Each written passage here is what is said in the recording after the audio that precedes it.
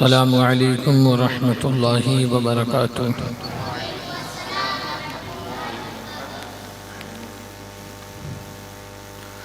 الحمد للہ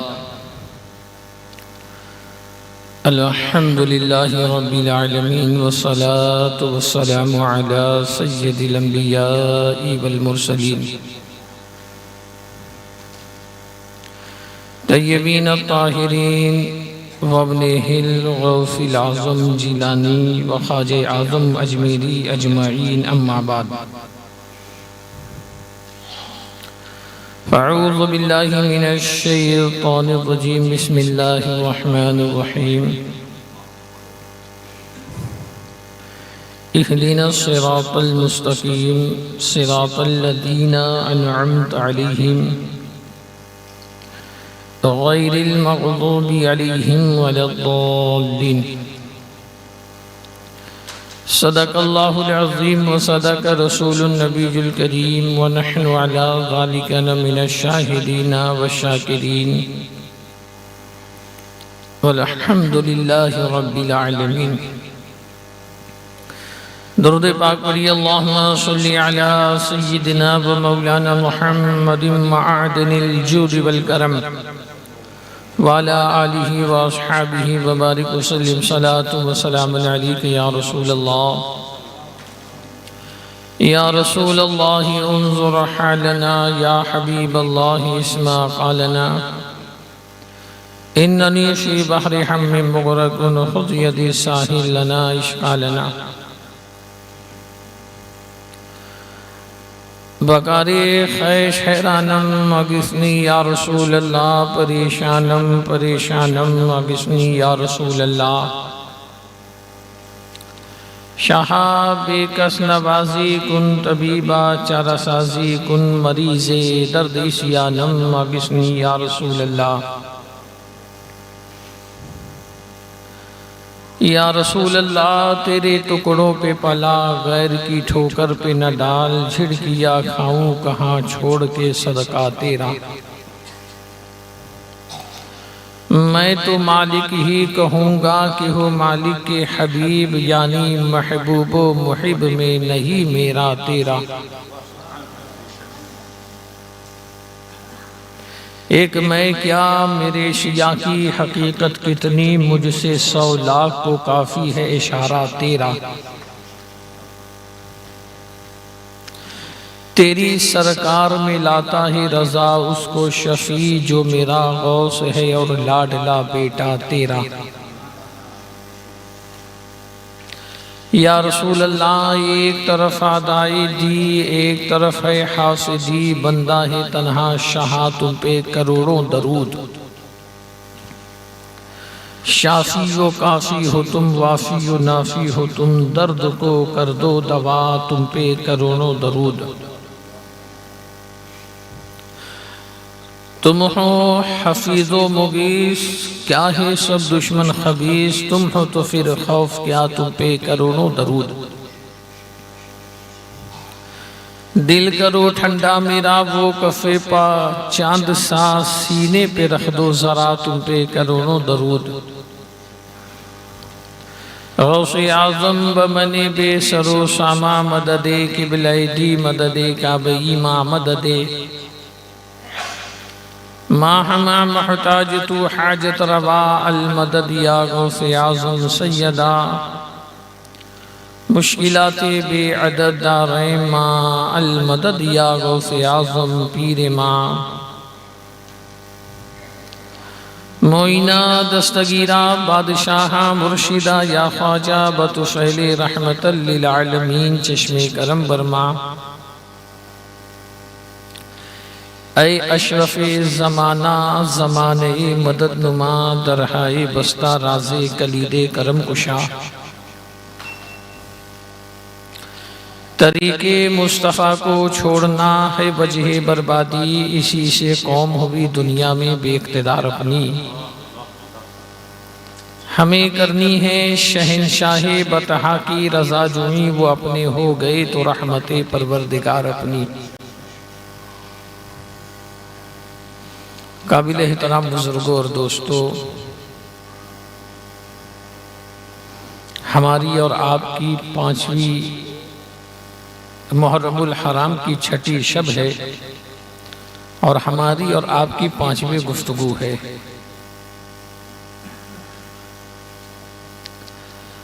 میں پھر سے گزارش کروں گا میرے وہ اسلامی بھائی جو اپنے گھروں میں ہیں، گھر سے نکلے مسجد میں آئیں۔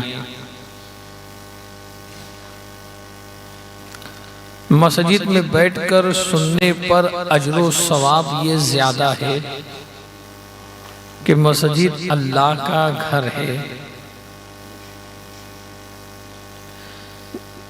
جلد سے جلد اپنی ضروریات کو سمیٹ کر وہ خانے خدا کے اندر آ جائیں۔ سورہ فاتحہ کی یہ چند آیتیں جو ہمارے اور آپ کے لیے یقیناً ہدایت کا ایک بہت بڑا خزانہ اس کے اندر پوشیدہ ہے۔ کم و بیش 1,24,000 انبیاء کرام کو پروردگار عالم نے جب دنیا میں مبعوث کیا، ہر نبی کا مقصد انسانوں کو سیدھے راستے پر چلانا ہے، اللہ کی وحدانیت کی دعوت دینا ہے اور انسانوں کو بتانا ہے کہ تم اللہ کی مخلوق ہو، اللہ تمہارا خالق ہے، تم ساجد ہو اور وہ مسجود ہے، تم بندے ہو اور وہ تمہارا معبود ہے، تو عبادت اسی کی جانی چاہیے۔ اللہ کے آخری نبی نبی رحمت صلی اللہ تعالی علیہ وسلم دنیا میں تشریف لائے۔ آپ سے پہلے جتنے انبیاء کرام آئے، انبیاء کو اللہ نے کتابیں دی، صحیفے دیے۔ 4 آسمانی کتابیں بڑی مشہور ہیں، توریت ہے، زبور ہے، انجیل ہے۔ توریت نازل ہوئی، بعد میں اس کے ماننے والوں نے اس میں رد و بدل کر دیا۔ انجیل آئی، اس میں رد و بدل ہو گیا۔ زبور آئی، اس میں رد و بدل ہو گیا۔ مگر جب اللہ نے قرآن کو نازل کیا تو چونکہ قرآن اللہ کی ایک آخری کتاب ہے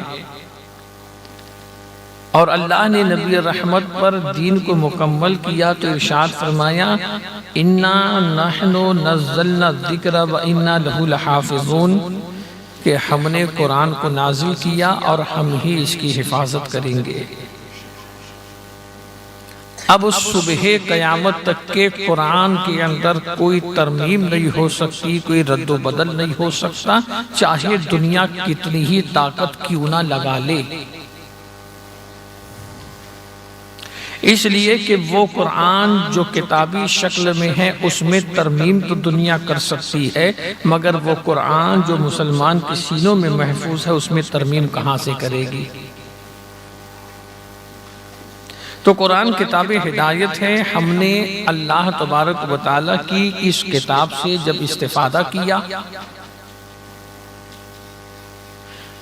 تو قرآن کی پہلی سورت جو اس وقت ہے سورہ فاتحہ، ورنہ پہلی آیت تو نازل ہوئی تھی اقرأ بسم ربک الذی۔ حیرت و افسوس اسی بات کا ہے کہ مسلمان دین سے اتنا دور ہے کہ حدیث کے رموز کو، قرآن کی باریکی کو آج مسلمان سمجھتا ہی نہیں۔ جب حضرت جبریل امین قرآن لے کر کے آئے، حضرت جبریل نے حضور کی بارگاہ میں عرض کیا اقرأ، پڑھو، تو اللہ کے نبی فرماتے ہیں لا انا بقاری، میں نہیں پڑھتا۔ پھر حضرت جبریل نے کہا اقرأ، پڑھو، تو آپ نے کہا لا انا بقاری، میں نہیں پڑھتا۔ تیسری مرتبہ حضرت جبریل نے کہا اقرأ بسم ربک الذی، تو حضور نے پڑھنا شروع کیا۔ اب دیکھیے سرکار حافظ ملت رحمت اللہ علیہ جو فرماتے ہیں بے عشق محمد جو پڑھاتے ہیں بخاری، آتا ہے بخار ان کو بخاری نہیں آتی۔ تو جو لوگ یہ کہتے ہیں کہ نبی پڑھنا نہیں جانتے تھے، معاذ اللہ رب العالمین، اب بتائیے مسلمانوں جن کو اللہ نے معلم کائنات بنا کر کے بھیجا وہ پڑھنا کیسے نہیں جانتے ہوں گے؟ یہ تو اللہ کو منظور نہیں تھا کہ میرے نبی کسی انسان سے پڑھیں، اس لیے اللہ نے فرمایا الرحمن علم القرآن، رحمان نے اپنے محبوب کو قرآن سکھایا۔ خدا کے بعد اس کائنات میں سب سے افضل و اعلیٰ مصطفیٰ جان رحمت ہیں، اور اللہ کو یہ منظور نہیں کہ کوئی میرے نبی کا استاد ہو جن کے سامنے میرے نبی کو ادب کرنا پڑے۔ ساری کائنات، پوری مخلوق، ہر فرشتہ میرے نبی کا ادب کرے گا، میرے نبی کی تعظیم کرے گا، اس لیے اللہ نے بذات خود مصطفیٰ کو قرآن سکھایا۔ اور اللہ کے نبی نے فرمایا لعنہ بیکاری میں نہیں پڑھتا۔ حضور نے یہ نہیں فرمایا کہ میں نہیں پڑھنا جانتا، بلکہ فرمایا میں نہیں پڑھتا۔ حقیقت یہ تھی کہ اللہ کے نبی اشارہ دے رہے تھے کہ جبریل جو تم قرآن لے کر کے آئے ہو میرے رب کے نام سے شروع کیوں نہیں کرتے؟ تم خالص اتنا کیوں کہتے ہو اقرا پڑھو؟ تم کہو اقرا بسم ربک الذی، کہ یا نبی اللہ کے نام سے، اپنے رب کے نام سے پڑھو۔ تو اللہ تبارک و تعالیٰ نے جو پہلی آیت، پہلا حکم نازل کیا وہ پڑھنے کا حکم نازل کیا کہ اے نبی پڑھو اور اپنی امت کو پڑھنے کا حکم دو۔ اور آج مسلمان قوم مسلم پڑھائی میں سب سے دور ہے، چاہے دینی پڑھائی ہو چاہے دنیاوی پڑھائی ہو۔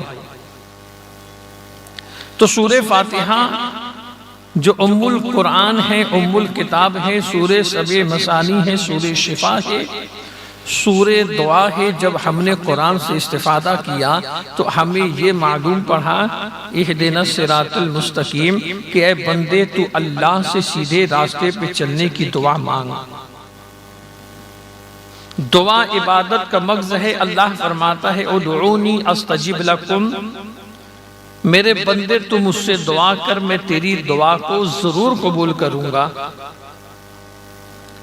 اللہ اپنے وعدے کے خلاف کبھی نہیں کرتا، بندہ جب دعا کرتا ہے اللہ اپنے بندے کی دعا کو قبول کرتا ہے۔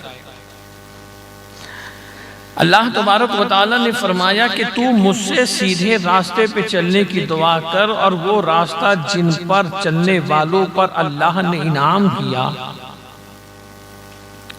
تو اس سے یہ بات واضح ہوتی ہے مسلمانوں کہ دنیا آنی جانی ہے، دنیا فانی ہے، جو چیز باقی رہنے والی ہے وہ آخرت کی زندگی ہے، اور آخرت کی زندگی میں راحت اسی بندے کو ملے گی جو بندہ دنیا میں سیدھے راستے پر چلتا تھا۔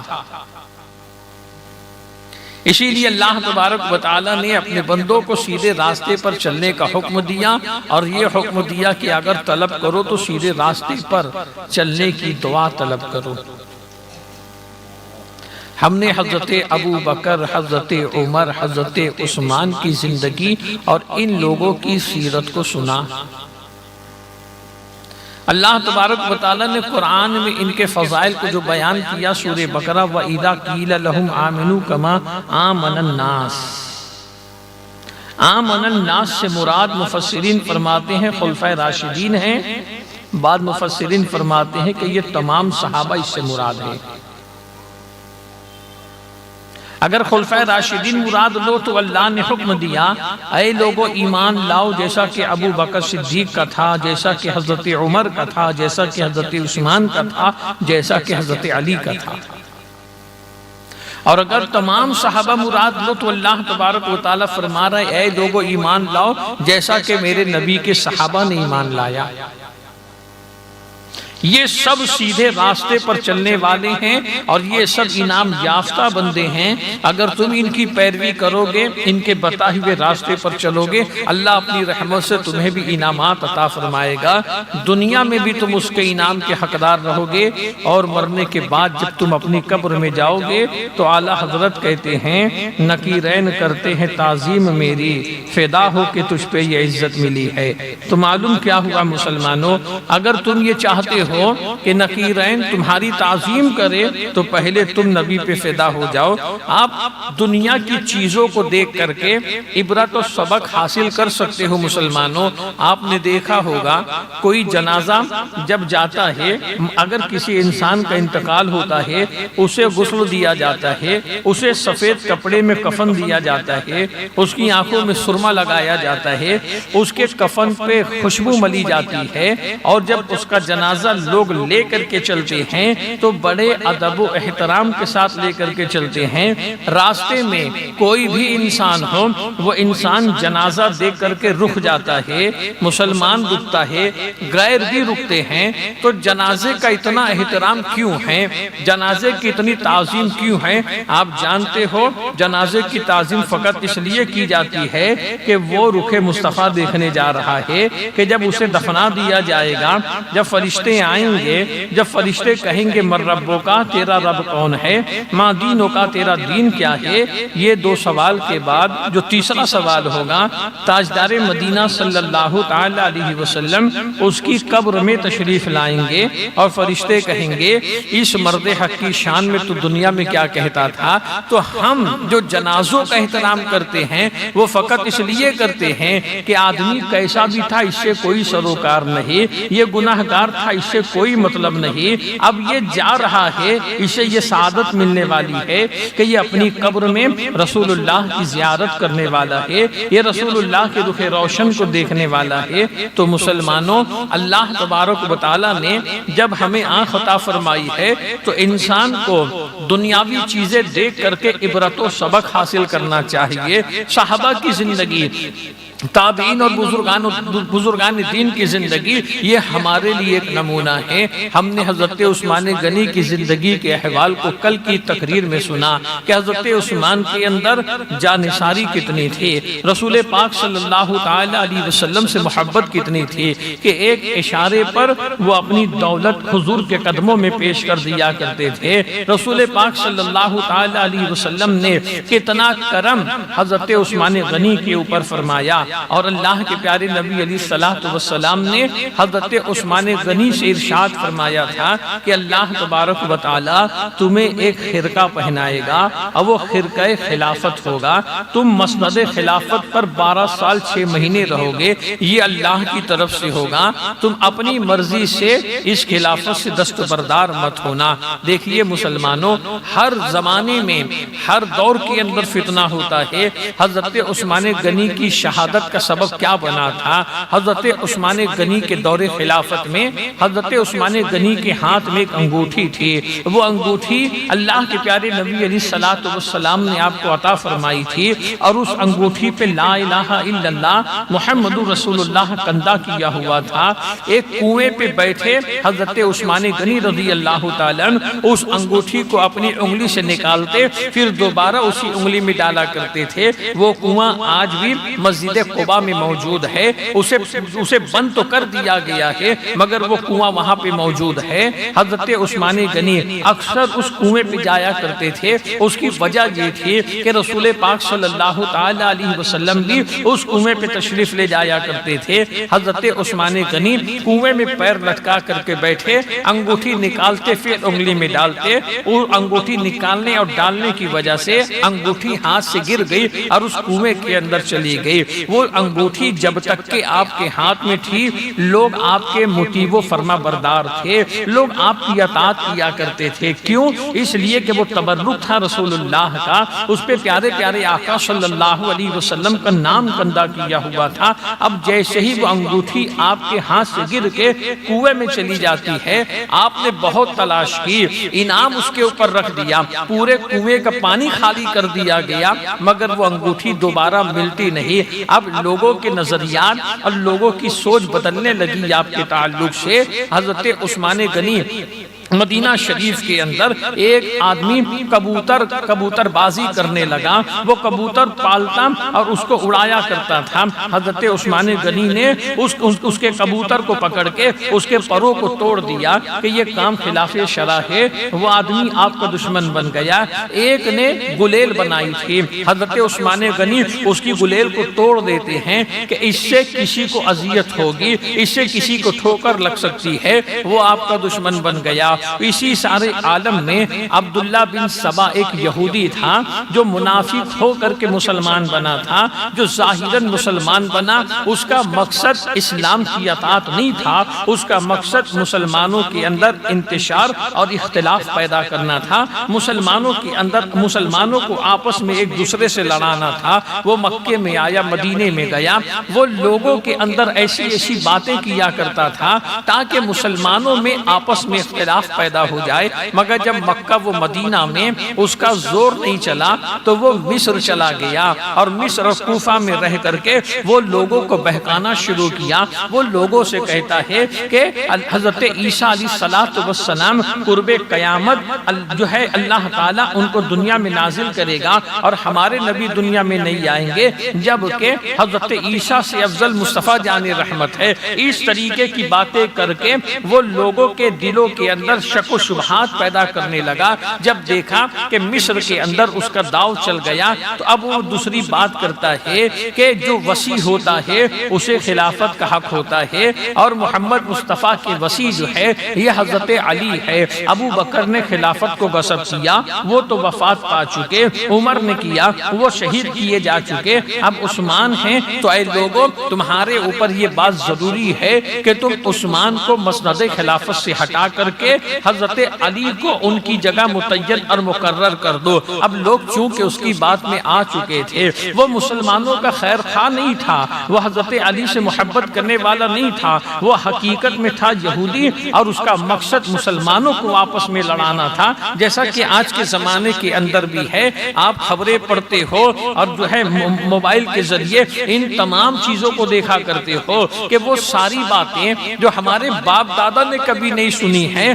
آج لوگ وہ ساری چیزیں لے کر کے آ رہے ہیں اور مسلمانوں میں آپس میں اختلاف و انتشار پیدا کرنے کی کوشش کر رہے ہیں، اور مسلمان ان تمام معاملات میں الجھتا ہوا چلا جا رہا ہے۔ عبداللہ بن سبا یہودی نے کیا یہی کہ اس نے مصر کے لوگوں کو اور کوفہ کے لوگوں کو بہکانا شروع کر دیا۔ اب وہ سب اس بات کے اوپر آمادہ ہوئے کہ اب کیا جائے۔ تو عبداللہ بن سبا کہتا ہے کہ پہلے تم جتنے حضرت عثمان غنی نے جتنے حاکم مقرر کیے ہیں ان تمام حاکموں کے اوپر اعتراض کرو، اور وہ اعتراض مدینہ بھیجواؤ اور حضرت عثمان کی بارگاہ میں ان کی شکایتیں کرو۔ وہ سارے اعتراض کی چٹھیاں حضرت عثمان کے پاس آتی ہے۔ حضرت عثمان غنی جب وہ شکایتوں کو پڑھتے ہیں تو اس کا جواب دیتے ہیں کہ ٹھیک ہے، اگر ہمارے عاملین نے عوام کے ساتھ ظلم کیا ہے تو ان سال حج کے لیے وہ سارے مظلوم بھی آ جائیں، اور میں اپنے حاکموں کو بھی بلواتا ہوں،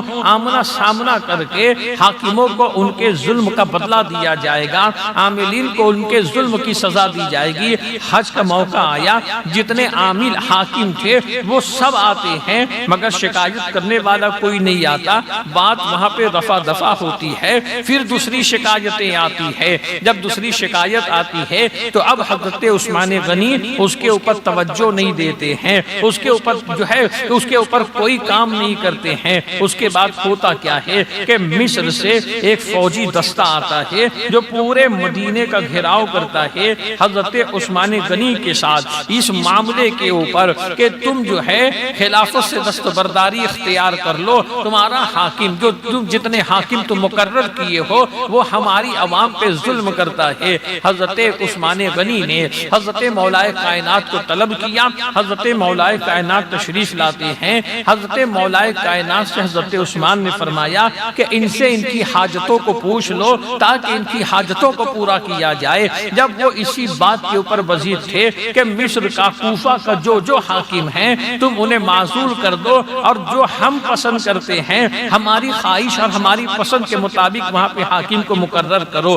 تو ان لوگوں نے ایک نام دیا تھا محمد بن ابو بکر کا کہ اسے ہمارا حاکم مقرر کرو۔ حضرت عثمان غنی ان کی بات کو منظور کرتے ہیں اور منظور کرنے کے بعد محمد بن ابی بکر کو وہاں کا حاکم مقرر کر دیتے ہیں۔ اب یہ لوگ یہاں سے مصر کی طرف روانہ ہوتے ہیں۔ اس وقت مصر کا جو حاکم تھا وہ حضرت عثمان غنی کا دور کا ایک رشتہ دار تھا، مروان۔ یہ مروان وہ تھا جس کی فطرت کے اندر جو یہ بات شامل تھی کہ یہ بڑا انانیت پسند آدمی تھا اور فتنہ پرور آدمی تھا۔ وہ مروان کا رشتہ دار جو تھا وہ مصر کا حاکم تھا۔ مروان کو یہ بات بڑی بری معلوم پڑی تو مروان نے کیا ایک چٹھی لکھتا ہے حاکم مصر کے نام، اور وہ چٹھی میں لکھتا ہے کہ تجھے معزول کر دیا گیا ہے، تیری جگہ ابو بکر بن محمد کو حاکم مقرر کیا ہے۔ جب یہ تیرے پاس آئیں تو محمد بن ابو بکر کو اور اس کے ساتھ یہ 7 آدمی ہیں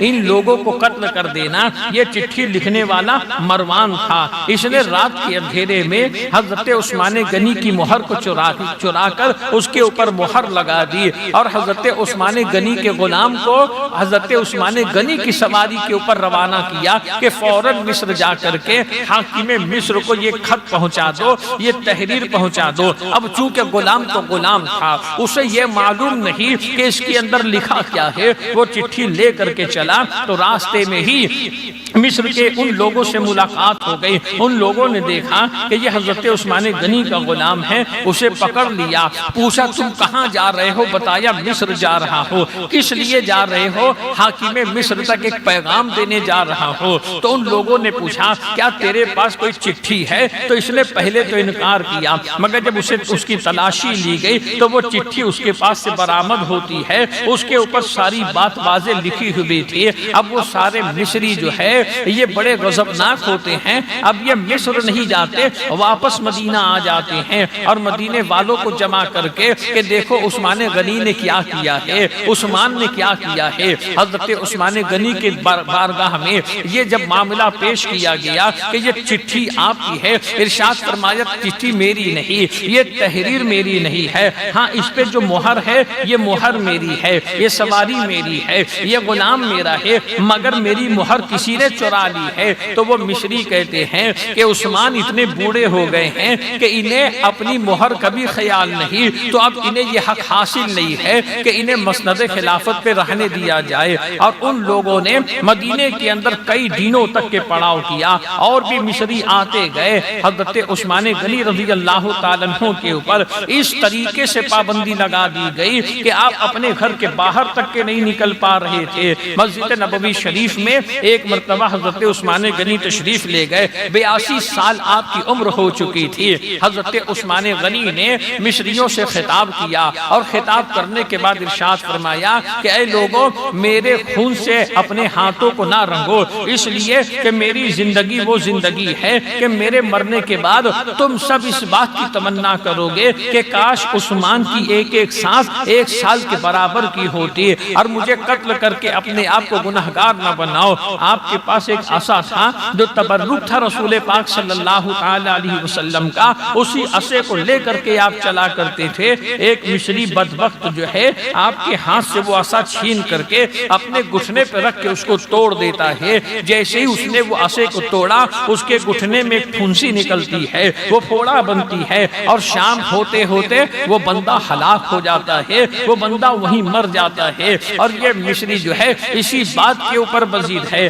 آپ اپنے گھر کے اندر ہیں، آپ کے گھر کے چاروں طرف گھیراؤ کیے ہوئے ہیں، اسی عالم میں 40 دن گزرتا ہے، آپ کے گھر میں پانی ختم ہوتا ہے، آپ اپنی کھڑکی سے سر کو نکال کر کے فرماتے ہیں علی کہاں ہے، ابو عبیدہ کہاں ہے۔ حضرت علی کو معلوم ہوا تو حضرت علی پانی کا مشکیزہ لے کر کے حضرت عثمان کے مکان میں جانے لگے تو ان خارجیوں نے، ان مصریوں نے حضرت علی کے اس مشکیزے میں سوراخ کر کے پورے پانی کو بہا دیا۔ ام المؤمنین حضرت ام حبیبہ رضی اللہ تعالی تعالیٰ عنہ یہ پانی کا مشکیزہ لے کر کے جا رہی تھی، ان بلوائیوں نے روکا اور کہا کہاں جا رہی ہو؟ ارشاد فرماتی ہے میرے پاس بنو امیہ کی کچھ امانت، عثمان کے پاس بنو امیہ کی کچھ امانتیں ہیں، میں وہ امانت لانے جا رہی ہوں۔ اس میں سے ایک بلوائی حضرت ام المؤمنین کے خچر پہ لکڑی مارتا ہے اور کہتا ہے کہ تو جھوٹی ہے، معاذ اللہ رب العالمین۔ وہ خچر بھاگنے لگتا ہے، ام المؤمنین گرتے گرتے بچی۔ حضرت مولائے کائنات اور دیگر صحابہ حضرت عثمان غنی سے فرماتے ہیں کہ دیکھیے ازواج مطہرات کی بھی توہین ہو رہی ہے، آپ ہمیں اجازت عطا فرما دے کہ ان بلوائیوں سے ہم جہاد کریں، ہم انہیں مار کے مدینے سے بھگا دیں گے۔ حضرت عثمان غنی فرماتے ہیں میں اپنی ایک اکیلی جان کے لیے اتنے مسلمانوں کے اندر خوریزی کبھی برداشت نہیں کروں گا، اور میں نہیں چاہتا کہ مدینے کے اندر جو رسول اللہ کی آرام گاہ ہے مسلمانوں کا خون بہے، کہ میں کل قیامت کے دن خدا کی بارگاہ میں کیا جواب دوں گا۔ اسی طریقے سے مسلمانوں 40 دن آپ اپنے گھر کے اندر قید رہے، اپنے سر کو کھڑکی سے نکال کر کے لوگوں سے کہا کرتے تھے کہ جب مسلمان مدینہ آئے تھے تو مسلمانوں کو یہاں کا پانی پیے نہیں جاتا تھا، تو میں نے کنواں 35,000 درہم میں خرید کر کے مسلمانوں کے لیے وقف کر دیا تھا،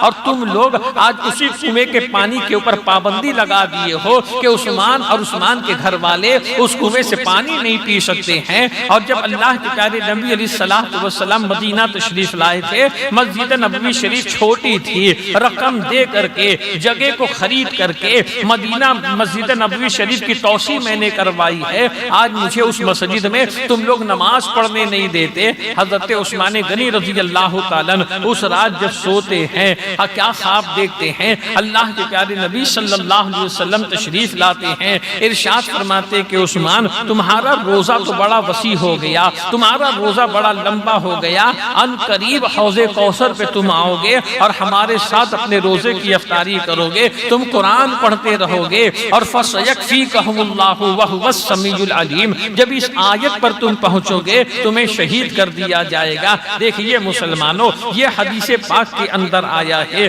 اب اس کے پہلے بار بار میں ایک بات آپ لوگوں کے گوشے گزار کرتا ہوں کہ حدیث کے اندر جتنی باتیں ہوتی ہے، اگر مسلمان حدیث کو عشق رسول کے ساتھ پڑھے گا تو ہر حدیث کے اندر اسے رسول اللہ کی عظمتیں نظر آئے گی، اسے رسول اللہ کی بلندیاں نظر آئے گی۔ اللہ کے پیارے نبی صلی اللہ علیہ وسلم عالم خواب میں آ کر کے حضرت عثمان غنی کو ان کی شہادت کی خبر دے رہے ہیں، اور یہ بھی بتا رہے ہیں کہ تم قرآن پڑھتے رہو گے، کس آیت پہ پہنچو کہ جب تمہیں شہید کیا جائے گا۔ اسی کو تو علم غیب کہتے ہیں مسلمانوں، اور اسی کو تو کہتے ہیں کہ رسول اللہ اپنے غلاموں کی مدد کیا کرتے ہیں، رسول اللہ غلاموں کی دستگیری کیا کرتے ہیں۔ حضرت عثمان غنی کی شہادت کے بعد 3 دن کے بعد مسلمانوں کے اتفاق سے مولائے کائنات کو مسند خلافت پر فائز کیا جاتا ہے۔ حضرت مولا علی مشکل کشا رضی اللہ تعالی عنہ یہ ترتیب کے اعتبار سے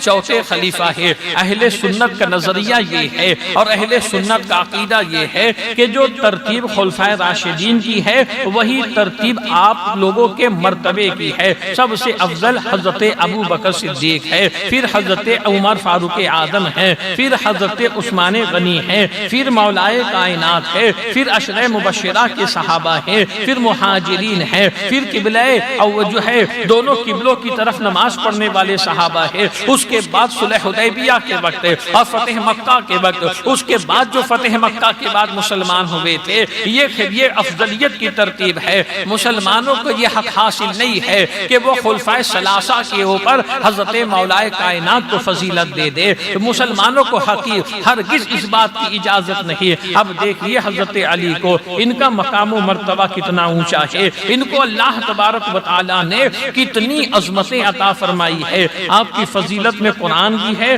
آپ کی فضیلت میں مصطفیٰ جان رحمت کی حدیثیں بھی ہے۔ امام احمد فرماتے ہیں کہ تمام صحابہ کے اندر تنہا حضرت مولا کائنات کی ذات وہ ذات ہے کہ آپ کی فضیلت میں سب سے زیادہ حدیثیں ہیں کہ اللہ کے نبی صلی اللہ علیہ وسلم نے آپ کی فضیلت کو بیان کیا۔ حضرت علی کی ولادت جوف کعبہ میں ہوئی ہے، اتنے پاک ہیں کہ جوف کعبہ کے اندر آپ کی ولادت ہوئی ہے۔ آپ کی ولادت جب ہوئی ہے، جب بچہ دنیا میں پیدا ہوتا ہے تو وہ آنکھ کھول کر کے دنیا کو دیکھا کرتا ہے، مگر جب مولا علی کی ولادت ہوئی ہے نا تو مولا علی نے اپنی آنکھیں نہیں کھولی ہے۔ مولا علی کی آنکھ اس وقت تک کے بند تھی جب تک کہ رسول اللہ تشریف نہیں لے کے آ گئے۔ جب حضور کو معلوم ہوا کہ ابو طالب کے گھر بیٹے کی ولادت ہوئی ہے، اللہ کے نبی تشریف لاتے ہیں، حضرت علی کو اپنی گود میں لیتے ہیں۔ جیسے ہی رسول اللہ نے حضرت علی کو اپنی گود میں لیا ہے، مولا علی نے اپنی آنکھیں کھولی ہے تو سب سے پہلے جو دیکھا ہے وہ رخ مصطفیٰ کو دیکھا ہے۔ دنیا میں آنے کے بعد سب سے پہلا چہرہ حضرت علی نے جو دیکھا ہے وہ رخ مصطفیٰ کو دیکھا ہے۔ بتاؤ، پیدا جوف کعبہ میں ہوئے ہیں، ایک طرف کعبہ دیکھتے ہیں اور ایک طرف کعبے کے کعبے کو دیکھ رہے ہیں۔ یہ مقام مولائے کائنات رضی اللہ تعالیٰ عنہ ہے۔ حضرت علی کو یہ فضیلت حاصل ہے کہ غسل ولادت انسان کو گھر کی عورتیں دیا کرتی ہے، دائی دیا کرتی ہے، مگر مولا علی کو غسل ولادت اللہ کے پیارے رسول صلی اللہ علیہ وسلم نے دیا ہے۔ اور پھر پیارے آقا صلی اللہ علیہ وسلم اپنا لعاب دہن مولا علی کے منہ میں ڈال دیتے ہیں۔ اللہ کے نبی علیہ السلام حضرت علی کی مکمل ذمہ داری اپنے سر انور پہ لیتے ہیں۔ ان کا پالن پوشن، ان کی تعلیم و تربیت کی مکمل ذمہ داری پیارے آقا علیہ السلام لیتے ہیں۔ یہی وجہ تھی مسلمانوں کہ حضرت علی نے کبھی کسی بت کی پوجا نہیں کی ہے، کبھی بت پرستی نہیں کی ہے۔ جب 10 سال کی عمر ہوئی تھی، ایک روایت کے مطابق 9 سال کی عمر ہے، ایک روایت کے مطابق 8 سال کی عمر ہے، 8 سے 10 سال کی عمر میں حضرت مولائے کائنات رضی اللہ تعالیٰ عنہ نے کلمہ پڑھ کر کے اپنے ایمان کا اعلان کر دیا، حضور کی حمایت کا اعلان کر دیا، اور پیارے آقا علیہ السلام کے دامن رحمت میں آ جاتے ہیں۔ مولائے کائنات وہ ہے مسلمانوں کہ نبی پاک صلی اللہ علیہ وسلم فرماتے ہیں علی مجھ سے ہے اور میں علی سے ہوں، اور علی مومنوں کے ولی و مددگار ہیں۔ اب بتائیے مسلمانوں، اللہ کے پیارے نبی علیہ السلام نے مولا علی کے تعلق سے فرمایا کہ علی مجھ سے ہے، میں علی سے ہوں، اور علی مومنوں کے مددگار ہے، مومنوں کے ولی ہے۔ ولی کا مطلب مددگار ہوتا ہے۔ اللہ کے نبی مولا علی کو مومنوں کا مددگار کہہ رہے ہیں، اسی لیے تو مسلمان ناد علی پڑھتا ہے، اسی لیے تو مسلمان علی علی کہتا ہے۔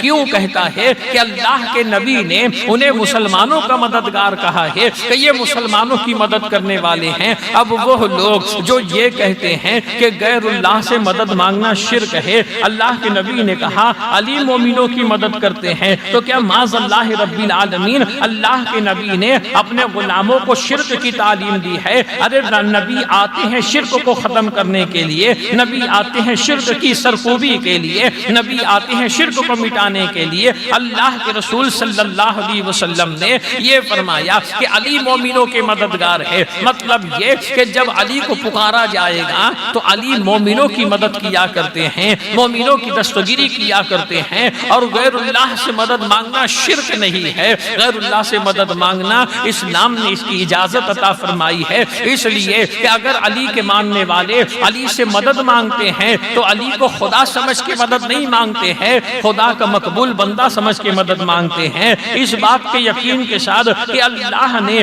مولا علی کو یہ اختیار و تصرف عطا کیا ہے، یہ قدرت و طاقت عطا کی ہے کہ مولا علی مشکل کشائی کیا کرتے ہیں، اللہ کی دی ہوئی طاقت سے، اللہ کے کرم سے، اللہ کی مدد سے اپنے ماننے والوں کی مدد کیا کرتے ہیں۔ مولا کائنات رضی اللہ تعالیٰ وہ عظمت رکھنے والے، وہ بلندیاں رکھنے والے، آپ کا نام علی ہے۔ حیدر آپ کی ماں نے آپ کا نام دیا، حیدر کرار آپ کو کہا جاتا ہے۔ آپ کا ایک کنیت ہے ابو تراب، ابو تراب کا مطلب مٹی والے۔ حضرت علی کو جب کوئی علی کہتا تو خوش نہیں ہوتے تھے، اگر کوئی ابو تراب کہہ دیتا تھا تو بہت خوش ہو جایا کرتے تھے۔ جانتے اس کی وجہ کیا ہے؟ کہ علی نام آپ کا آپ کے والد نے رکھا تھا، حیدر نام آپ کا آپ کی والدہ نے رکھا تھا، مگر ابو تراب یہ کنیت دینے والے مصطفیٰ جان رحمت صلی اللہ علیہ وسلم ہے۔ ایک مرتبہ پیارے آقا مسجد نبوی شریف میں تشریف لاتے ہیں، حضرت علی مسجد نبوی کی ایک دیوار کے پاس لیٹے ہوئے تھے۔ اللہ کے نبی نے دیکھا علی لیٹے ہیں، قریب آتے ہیں، ارشاد فرماتے ہیں اجلس یا ابا تراب، اے مٹی والے اٹھ جاؤ اٹھ جاؤ۔ آپ کو اٹھا دیتے ہیں تو آپ کی پشت پر زمین کی مٹی لگی ہوئی تھی، اس مناسبت سے رسول اللہ نے کہا اجلس یا ابا تراب، اے مٹی والے اٹھ جاؤ۔ تو یہ نام آپ کو اتنا پسند آیا کہ علی کہنے پر آپ اتنا خوش نہیں ہوتے تھے کہ اگر کوئی آپ کو ابو تراب کہہ دے، اس لیے کہ نام مصطفیٰ نے دیا ہے۔ یاد رکھنا مسلمانوں، بارہا میں آپ لوگوں سے عرض کرتا ہوں کہ دہن مصطفیٰ میں اللہ کی قدرت بولتی ہے، اللہ کی قدرت بولتی ہے۔ دنیا یہ دیکھتی ہے کہ مصطفیٰ کا دہن ہے، مگر حقیقت میں اس میں جو کلام ہوتا ہے وہ کلام خدا بند قدوس کا ہوا کرتا ہے۔ حضرت ابو ہریرہ کا نام کیا ہے؟ ابو ہریرہ بلی والے، ابو ہریرہ کا مطلب بلی والے۔ آپ کا نام ابو ہریرہ نہیں ہے، ابو ہریرہ یہ لقب تو رسول اللہ نے دیا ہے۔ آپ کے نام میں 19 روایت ہے۔ ایک روایت یہ کہ آپ کا نام عمیر ہے، ایک روایت یہ عبد الرحمن ہے، مگر آپ حدیث کی جتنی کتابیں دیکھیں گے ہر کتاب کے اندر ابو ہریرہ ابو ہریرہ ابو ہریرہ۔ کیوں؟ اس لیے کہ یہ لقب اللہ کے نبی علیہ الصلوۃ والسلام نے عطا فرما دیا۔ اب یہ ابو جہل کا نام کیا ہے؟ ابو جہل کا نام عمرو بن حشام ہے، مگر اور اس کو ابو الحکم مکے والے بولا کرتے تھے، قریش مکہ ابو الحکم بولا کرتے تھے کہ ابو الحکم یہ حکمتوں کا باپ ہے۔ لوگ اس سے مشورہ کرنے آتے تھے، اپنے معاملات میں اس کی رائے معلوم کیا کرتے تھے، مگر جب سے اللہ کے نبی نے کہا ابو جہل یہ تو جاہلوں کا باپ ہے، اصل نام لوگ بھول گئے اور وہی نام مشہور ہو گیا جو در مصطفیٰ سے اس کو ملا تھا۔ تو معلوم کیا ہوا مسلمانوں کہ جو چیز نبی کی بارگاہ سے ملتی ہے وہی حقیقت ہوا کرتی ہے، اور ہمیں بھی نبی کی بارگاہ سے ملتا ہے، اور پوری کائنات تو نبی کی بارگاہ سے ملا کرتا ہے۔ تو حضرت علی کو جب کوئی ابو تراب کہتا بہت خوش ہو جایا کرتے تھے۔ حضرت علی کا مقام کتنا اونچا ہے، آپ کو اللہ نے وہ علم عطا کیا، وہ علم عطا کیا کہ مولا کائنات ایک مرتبہ کسی راستے سے گزر رہے تھے، اب پہاڑ سے پانی کا جھرنا گر رہا تھا۔ پانی کے جھرنے کو دیکھتے بڑے غور سے پانی کے جھرنے کو دیکھ رہے تھے۔ لوگوں نے کہا علی کیا دیکھتے ہو؟ ارشاد فرماتے ہیں علی کے پاس وقت بچا نہیں ہے، اگر علی کے پاس وقت ہوتا تو اس گرتے پانی سے میں لوگوں کے گھروں کو روشن کر دیتا، لوگوں کے گھروں کے اندر روشنی آ جاتی۔ یہ جو پاور بنتی ہے نا یہ پانی کے گرنے سے بنا کرتی ہے۔ دنیا آج ترقی کر کے بنا رہی ہے، مولا علی نے اپنے زمانے میں بتا دیا کہ اگر میرے پاس وقت ہوتا تو میں لوگوں کے گھروں کو روشن کر دیتا۔ مولا کائنات رضی اللہ تعالیٰ وہ ہیں کہ اللہ کے نبی فرماتے ہیں انا مدینۃ العلم و علی بابھا، کہ میں علم کا شہر ہوں اور علی اس کے دروازے ہیں۔ امام جلال الدین سیوطی رحمۃ اللہ علیہ فرماتے ہیں یہ حدیث حسن ہے، یہ حدیث صحیح ہے، اگر اس کو کوئی غلط کہے تو یقیناً وہ خطا کرتا ہے۔ اور ایک حدیث ہے حضور فرماتے ہیں انا مدینۃ الحکمت و علی بابھا، کہ میں حکمت کا شہر ہوں اور علی اس کے دروازے ہیں۔ مسلمانوں حضرت علی کو اللہ نے وہ علم عطا فرمایا۔ ایک نوجوان مولا علی کی بارگاہ میں حاضر ہوتا ہے، عرض کرتا ہے کہ حضور انصاف فرمائیں، میرے ساتھ انصاف فرمائے۔ مولا علی نے اس کے معاملے کو پوچھا، عرض کرتا حضور میری ماں نے مجھے پیدا کیا، 2 سال تک کہ اس نے مجھے دودھ پلایا، میں جب جوان ہو گیا بالغ ہو گیا تو میری ماں میری فرزندگی سے انکار کرتی ہے، اس نے مجھے گھر سے نکال دیا، وہ کہتی ہے کہ میں اس کا بیٹا نہیں، وہ میری ماں نہیں۔ حضرت علی کہتے ہیں تو کہاں کا رہنے والا ہے؟ بتایا فلاں قبیلے کا ہوں، فلاں مکان میں میری ماں رہتی ہے۔ مولا علی نے اس کی ماں کو طلب کیا، اس کی ماں آتی ہے، اس کے ساتھ اس کے 4 بھائی آتے ہیں اور اس کے قبیلے کے 40 آدمی آتے ہیں، مولا علی کی عدالت میں آتے ہیں۔ حضرت علی نے خاتون سے پوچھا، اس کے بھائیوں سے پوچھا، اس کے قبیلے والوں سے پوچھا، سب نے کہا کہ یہ اس کا بیٹا نہیں ہے، یہ خاتون تو ابھی پاک دامن ہے، اب تک کہ اس کا نکاح نہیں ہوا ہے، اب تک کہ یہ شادی نہیں کری ہے، یہ لڑکا اس کے اوپر بہتان لگاتا ہے، اسے بدنام کرنے کی کوشش کرتا ہے۔ مولا علی فرماتے ہیں اچھا اب میں جو فیصلہ کروں گا تو میرا فیصلہ تمہیں منظور ہوگا؟ سبوں نے کہا منظور ہوگا، اس خاتون کے بھائیوں نے بھی کہا منظور ہوگا۔ حضرت مولا علی 400 درہم اپنے خادم سے منگواتے ہیں، 400 درہم اپنے ہاتھ میں لے کر کے اس نوجوان کو دیتے ہیں، ارشاد فرماتے ہیں کہ میں اس عورت کا نکاح اس نوجوان کے ساتھ 400 درہم کے بدلے میں کرتا ہوں۔ نوجوان کو کہا کہ یہ مہر کی رقم اپنی بیوی کے دامن دامن میں ڈال دے، وہ لے جا کر کے ڈال دیتا ہے۔ ارشاد فرمایا اب اپنی بیوی کو اپنے ساتھ لے جا، اس کے ساتھ رات گزار اور صبح میرے پاس ایسی حالت میں آنا کہ تم لوگوں کے بدن سے غسل جنابت کے پانی ٹپکتے ہو۔ جب اتنا کہنا تھا عورت تڑپ جاتی ہے، کہتی امیر المؤمنین جہنم جہنم، کیا آپ میرا نکاح میرے بیٹے کے ساتھ کرا دو گے؟ کیا میرا نکاح میری اولاد کے ساتھ کرا دو گے؟ یقیناً یہ میرا بیٹا ہے، حقیقت میں میرے بھائیوں نے ایک کمینے انسان کے ساتھ میری شادی کروائی تھی، اس سے میں حمل سے ہوئی، اس کا یہ بچہ ہے۔ جب یہ پیدا ہوا میرے بھائیوں نے مجھے مجبور کیا اسے گھر سے نکالنے کے لیے، یہ تو میرا بیٹا ہے۔ اب دیکھیے مسلمانوں، مولا علی کا علم کتنا ہے، کیسا علم رکھنے والے ہیں کہ دنیا کی کوئی چیز آپ کی نظر سے پوشیدہ نہیں ہوتی ہے۔ جبریل امین آپ کی بارگاہ میں آئے تھے، انسانی شکل میں آئے تھے، کہا علی تم باب مدینۃ العلم ہو تو بتاؤ جبریل کہاں ہے؟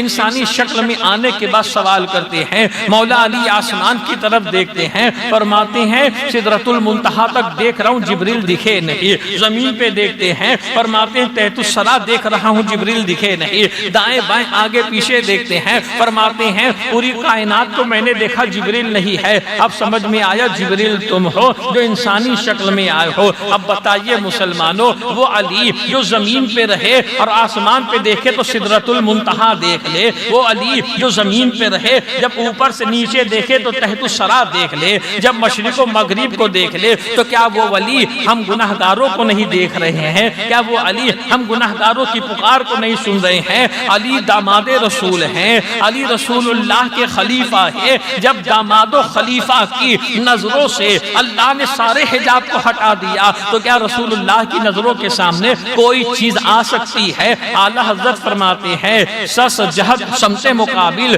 شب و روز ایک ہی حال، دھم و نجم میں ہے ان کی بینائی کی، کہ رسول اللہ کی بینائی ایسی ہے کہ سس جہت سمت مقابل، یعنی چھیوں سمت حضور ایسا دیکھتے تھے جیسے سامنے دیکھا کرتے ہیں۔ اوپر کا دیکھنے کے لیے سرکار کو سر انور اٹھانا نہیں پڑتا ہے، نیچے دیکھنے کے لیے سر انور جھکانا نہیں پڑتا ہے، پیچھے دیکھنے کے لیے سر انور گھمانا نہیں پڑتا ہے، آگے پیچھے اوپر نیچے چھیوں سمت حضور اپنے سامنے دیکھا کرتے ہیں۔ یہ مقام مصطفیٰ ہے، یہ مقام مولائے کائنات۔ اللہ نے ایسا علم عطا فرمایا، ایسا علم عطا فرمایا۔ ایک مرتبہ دو مسافر سفر کے لیے نکلے، اب راستے میں جب کھانے کا وقت ہوا وہ دونوں مسافر کھانا کھانے بیٹھتے ہیں۔ ایک مسافر کے پاس 5 روٹی تھی اور ایک مسافر کے پاس 3 روٹی تھی، 5 3 کو ملا دو تو 8 ہو جاتی ہے۔ یہ کھانا شروع کرنے والے تھے، ایک مسافر اور آ گیا، ان دونوں نے کہا کہ کھانا حاضر ہے،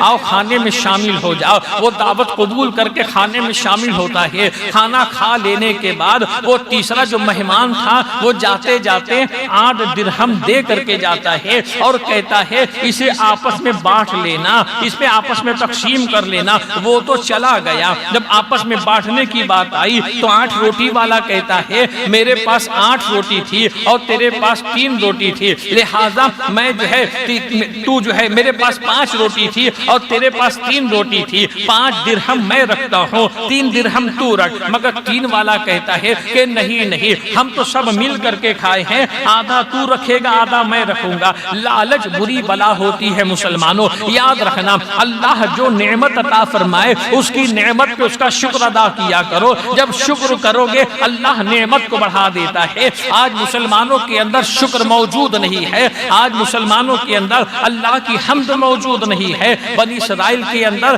ایک اللہ کے ایک نبی تھے، اللہ نے ان کے اوپر وحی نازل کی، ارشاد فرمایا کہ تمہاری امت میں فلاں فلاں جو میاں بیوی ہے ان کی زندگی کا ہم نے فیصلہ کیا ہے، ان کی آدھی زندگی بڑی پریشانی میں گزرے گی، آدھی زندگی عیش و آرام کے ساتھ گزرے گی۔ جاؤ جا کر کے ان سے پوچھو کہ وہ آدھی زندگی جو خوشی میں گزرنے والی ہے اور آدھی جو پریشانی میں گزرنے والی ہے ان کی زندگی ان کی مرضی کے مطابق رہے گی۔ ان سے پوچھو پہلے خوشی چاہیے کہ پہلے غم چاہیے، پہلے راحت چاہیے کہ پہلے پریشانی چاہیے۔ جب وہ اللہ کے نبی اس نوجوان کو بلاتے ہیں اور بلا کر کے پوچھتے ہیں تو نوجوان کہتا کہ حضور میں اپنی گھر والی سے پوچھ کر کے آتا ہوں، میں اپنی بیوی سے پوچھ کر کے آتا ہوں، اس لیے کہ ساتھ ہم دونوں کو رہنا ہے۔ آج بھی یہ معاملہ دنیا کے اندر موجود ہے۔ یاد رکھنا مسلمانوں، اللہ نے مرد کو حاکم بنایا ہے، الرجال قوامون علی النساء، اللہ نے مرد کو عورت کے اوپر حاکم بنایا ہے۔ اگر گھر کے اندر عورت کی حکومت چلے گی تو وہ گھر تباہ ہو جاتا ہے، وہ گھر برباد ہو جاتا ہے۔ ہاں عورت کا مشورہ ہونا چاہیے مگر فیصلہ آدمی کا ہونا چاہیے۔ عورت مشورہ دے سکتی ہے مگر فیصلہ آدمی کرنے والا ہونا چاہیے۔ اس نے کہا میں اپنی گھر والی سے پوچھ لیتا ہوں، گیا پوچھا، پوچھنے کے بعد عورت نے کہا پہلے تو اپنی رائے بتاؤ۔ یاد رکھنا عورتیں بڑی شاطر ہوا کرتی ہے، میری بہنیں برا نہ مانے، عورتوں کے دماغ بڑے شاطر ہوا کرتے، بڑے چالاک ہوا کرتے ہیں۔ عورت نے پہلے آدمی کی رائے کو معلوم کیا کہ میرا آدمی کیا چاہتا ہے۔ آدمی نے کہہ دیا پہلے زندگی عیش و آرام کی گزرے، پہلے زندگی پریشانی کی گزرے، اس لیے کہ ابھی جوان ہیں، محنت و مشقت کر سکتے ہیں، اب بڑھاپے میں ہمت نہیں رہے گی تو بیٹھ کر کے کھائیں گے۔ عورت کہتی ہے نہیں نہیں، ابھی جوانی پہننے اوڑھنے کا شوق ہے، ابھی جوانی کھانے پینے کا شوق ہے، ابھی عیش و آرام چاہیے، بڑھاپا تو کیسے بھی گزر جائے گا۔ آدمی عورت کے آگے مجبور، آج بھی آدمی عورت کے آگے کبھی کبھی مجبور ہو جاتا ہے۔ آدمی مجبور جا کر کے اللہ کے نبی سے کہہ دیتا ہے حضور دعا فرما دے کہ زندگی جو پہلے کی ہے وہ عیش و آرام سے گزرے، اس کے بعد کی آدھی زندگی پریشانی میں گزرے۔ اللہ کے نبی دعا کرتے ہیں اس میاں بیوی کو اللہ برکت عطا فرماتا، اتنی برکت اتنی برکت اتنی برکت کی زندگی بہت عیش و آرام سے گزرنے لگی، آدھی زندگی ختم ہو جاتی ہے۔ اس کے بعد واپس وہ آتا ہے کہ حضور آدھی ہو گئی ہے، اب آزمائش کا وقت ہے، اب پریشانی کا وقت ہے، اب اللہ سے دعا کرو آزمائش میں مبتلا کر دے۔ کتنا ایماندار تھا، آج کا انسان ہوتا نا تو آج کا انسان ہوتا تو کنارہ پکڑ لیتا۔ کوئی انسان نہیں چاہتا کہ پریشانی آ جائے، مگر وہ انسان ایماندار تھا۔ گیا کہا دعا کرو آزمائش شروع ہو جائے۔ جیسے ہی نبی نے دعا کے لیے ہاتھ اٹھایا، بنی اسرائیل کے نبی تھے، جیسے ہی دعا کے لیے ہاتھ اٹھایا اللہ حکم نازل کر دیتا ہے اے میرے نبی، کریم نعمت دینے کے بعد واپس نہیں لیتا ہے، کریم نواز دیتا ہے تو نواز دیتا ہے۔ اس کی بیوی ایسی ہے کہ جب وہ مالدار بن گئی تو اپنے شوہر سے کہتی تھی جو ہم کھائیں گے وہ غربا مساکین کھائیں گے، جو ہمارے بچے پہنیں گے وہ یتیموں کے بچے پہنیں گے۔ وہ تو دونوں ہاتھ سے صدقہ کر رہی تھی۔ وَإِن شَكَرْتُمْ لَأَزِيدَنَّكُمْ، جو میری نعمت کا شکر ادا کرتا ہے اس سے نعمت میں چھینتا نہیں، اس کی نعمت کو بڑھا دیتا ہو۔ جتنا شکر کرو گے اتنی نعمت بڑھتی چلی جائے گی۔ تو کبھی لالچ مت کرو مسلمانوں، لالچ کی وجہ سے انسان ہلاک ہوتا ہے، لالچ کی وجہ سے انسان تباہ ہوا کرتا ہے، لالچ کی وجہ سے انسان برباد ہوتا ہے۔ تین روٹی والا کہتا ہے کہ کھائے تو ہم دونوں ساتھ میں ہیں نا تو آدھا آدھا بٹے گا۔ اب دونوں میں تکرار ہوتی ہے، مولا علی کی عدالت میں معاملہ پیش ہوتا ہے، مولا علی نے دونوں کو معاملے کو سنا، سننے کے بعد ارشاد فرماتے ہیں اس تین روٹی والے سے فرماتے ہیں 3 درہم مل رہا ہے لے لے، اسی میں تیرا بھلا ہے۔ اگر حساب کیا جائے گا تو حساب کے حساب سے تیرے حصے میں فقط 1 درہم آنے والا ہے۔ اب وہ حیران ہو گیا، کہنے لگا حضور 1 ملے گا چلے گا، حساب سمجھا دو۔ فرماتے تمہارے پاس 8 روٹی تھی، تم کھانے والے 3 تھے، 8 روٹی کا 3 حصہ کرو، 1 روٹی کا 3 حصہ کرو۔ جب 8 روٹی کو 3 مرتبہ تقسیم کیا جائے گا تو 24 ٹکڑے بنتے ہیں۔ 24 ٹکڑے کو اگر 3 آدمی پہ تقسیم کیا جائے گا تو ایک آدمی کے حصے میں 8 ٹکڑا آئے گا۔ تیری 3 روٹی تھی، جب تیری 3 روٹی کو 3 ٹکڑے کیے گئے تو 9 حصہ بنتا ہے۔ مطلب یہ کہ اپنی روٹیوں میں سے 8 ٹکڑا تو تو خود کھایا ہے، تیری روٹی کا 1 ٹکڑا مہمان کھایا ہے، اور تیرا جو سامنے والا جس کی 5 روٹی تھی اس کے 15 ٹکڑے ہوئے تھے، جس میں سے اس نے 8 ٹکڑے کھائے، 7 اپنے مہمان کو کھلا دیا، تو 7 درہم پہ اس کا حق ہے، 1 درہم کے اوپر تیرا حق ہے۔ یہ علم ہے مولا کائنات رضی اللہ تعالیٰ عنہ کا۔ ایک یہودی آیا تھا آپ کے پاس، یہودی نے کہا اے علی تم باب مدینۃ العلم ہونا اور تمہارا دعویٰ ہے نا کہ تم ہر چیز کا جواب قرآن سے دیتے ہو۔ فرمایا ہاں میں ہر چیز کا جواب قرآن سے دیتا ہوں۔ فرمایا اس یہودی نے کہا اچھا بتاؤ تمہاری داڑھی اور میری داڑھی کا تذکرہ کیا قرآن کے اندر ہے؟ فرمایا ہاں قرآن کے اندر ہے۔ اور پھر قرآن کی آیت پڑھتے ہیں، اللہ ارشاد فرماتا ہے اور وہ زمین جو سبز و شاداب ہوتی ہے اس میں کھیتیاں ہری بھری ہوتی ہے، اور وہ زمین جو بنجر ہوتی ہے اس پہ کھیتی نہیں ہوتی مگر مختصر ہوتی ہے۔ یہودی سن، یہ کھیتی سبز و شاداب ہے اس لیے اس میں کھیتی اچھی ہے۔ حضرت علی کی داڑھی بھری ہوئی تھی اور فرمایا تیری زمین جو ہے نا وہ بنجر ہے اس لیے تھوڑی سی داڑھی نکلی تیری داڑھ کے اندر ہے۔ مولا کائنات رضی اللہ تعالیٰ عنہ کا وہ مقام ہے مسلمانوں، وہ مقام ہے کہ آپ نے جو لوگوں کے درمیان عدل و انصاف کیا، مگر یاد رکھنا مسلمانوں، انسان جتنا اونچا ہوتا ہے اتنا تقوی اس کے اندر ہوتا ہے، اتنی پرہیزگاری اس کے اندر ہوتی ہے۔ ایک مرتبہ آپ کی ذرا چوری ہو گئی تھی، اب وہ ذرا ایک یہودی کے پاس برآمد ہوئی کوفہ کے اندر۔ آپ نے کچھ یہودی سے کہا کہ یہ جو ذرا تیرے پاس ہے یہ تو میری ہے، چوری ہو گئی تھی۔ اس نے کہا، یہودی نے کہا علی اگر یہ تمہاری ہے تو ٹھیک ہے مجھ پر کیس کر دو اور مقدمہ دائر کرو، ثابت کر کے ذرا لے کر کے جاؤ۔ اس وقت کوفہ کے قاضی شہر حضرت قاضی شرح تھے۔ حضرت قاضی شرح کی عدالت میں معاملہ پیش ہوا۔ آج جب آپ کی عدالت میں معاملہ پیش ہوا، حضرت قاضی شرح نے حضرت علی کی بات کو بھی سنا اور اس یہودی کی بات کو بھی سنا۔ سننے کے بعد کہا علی تمہارے پاس کوئی گواہ ہے کیا؟ ارشاد فرمایا میرا بیٹا حسن گواہ ہے،